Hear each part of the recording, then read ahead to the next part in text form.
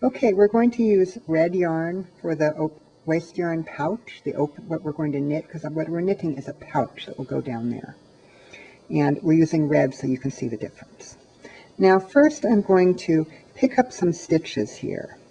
You can pick them up and knit them as you go, but I'm in the mood to just pick them up and put them on this needle. That's what I feel like doing. Okay.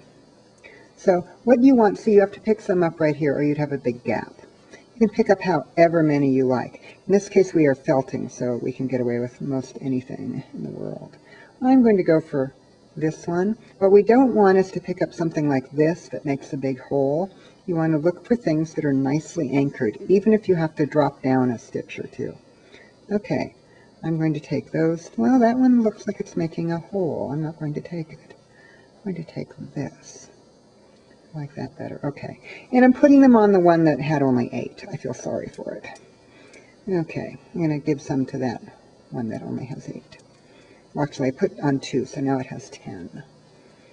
These are, you have to close the corners. This will not change it being disproportionate. There is one.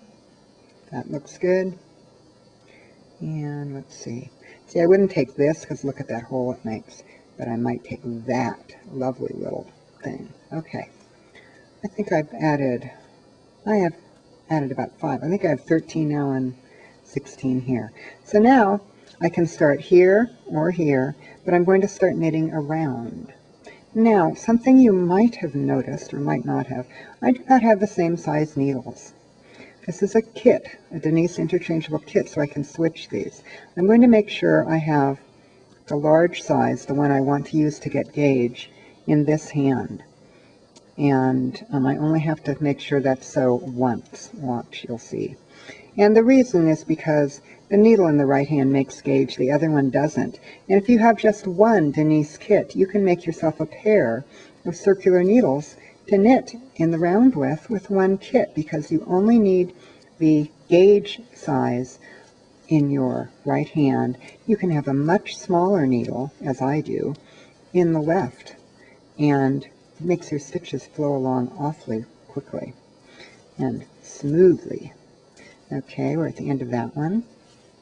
Now here I want to switch these, and the reason I'm switching them is because they just happened not to be in the right place the first time around, but you will see as we continue they'll be just right. Okay, big one in my right hand because that's the one that's making gauge. Knitting around, and all I have to do now is knit around and around and around for a while, and I will have a pouch. And I will be pausing the camera in a minute, but first I just want to show you how true it is that once I've got the needles behaving in terms of where the big end is, that there's my end there, that they will continue to be right where I need them. I'm pulling my tail down inside.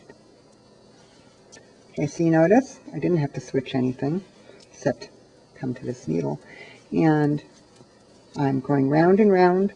So one kit can give you a pair of matched circular needles for knitting in the round, as long as you put 2 big tips on the ends that end up in your right hand, 2 small tips on the ends that end up in your left hand. See, whoops, wrong needle.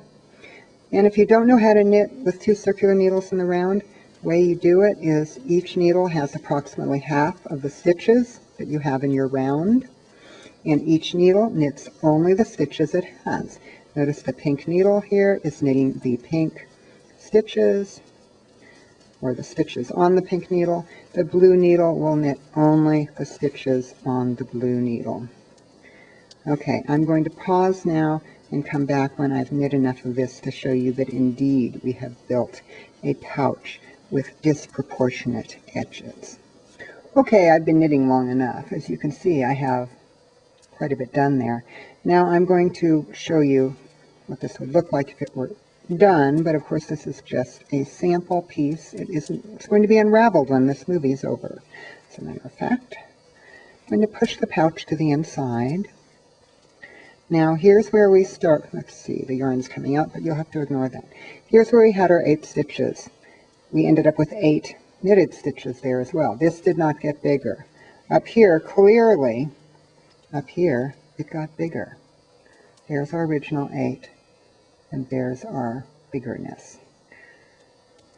Okay, so this is a pouch. It's going to pooch out here.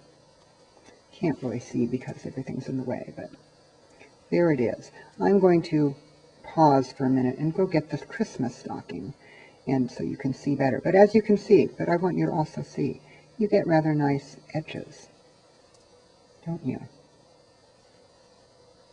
This is a nice technique. We're felting in this case, so we don't need to be particularly nice, but it comes out rather well. And then you would close the bottom of the pouch, of course. Here's the stocking before felting. I can show you what this looks like. We're using a hand-painted yarn, so we've got different colors in here. It's not just pure red. We get these beautiful stripes. Okay, it's Cascade Pastaza paints, by the way. Here's where we had 8. Here's where we had 15. That's pretty clear, isn't it? And there's our pouch. Same thing up here. 8, 15. There's our pouch with the hand paint colors. Very nice. Okay, and here's the finished result. Right here. Much nicer, as felting always is. 8, 15, 8, 15, and there's our pouches. And there it shaped the sock. If you want the pattern for the sock, here's what it looks like up top. Down there, it's got a nice feel to it too. Go to knittersreview.com, knittersreview.com, and this will appear in the last week of November 2007. The pattern will appear there, and this video supports the pattern. And if you aren't already a subscriber of knittersreview.com, I think you probably want to, because it's free, it's fantastic, it's beautifully written, and you never know what you're going to learn week to week. And I have been reading it for 7 years myself. Okay, see? And see, but our waste yarn, disproportional waste yarn, allowed this to get bigger and then this to get bigger yet to make the sock come out like that. So it's basically a disproportional waste yarn architecture for socks. Not suitable for wearing, but most suitable for Santa, Rudolph, and little boys like my grandson Charlie. I hope you'll enjoy it.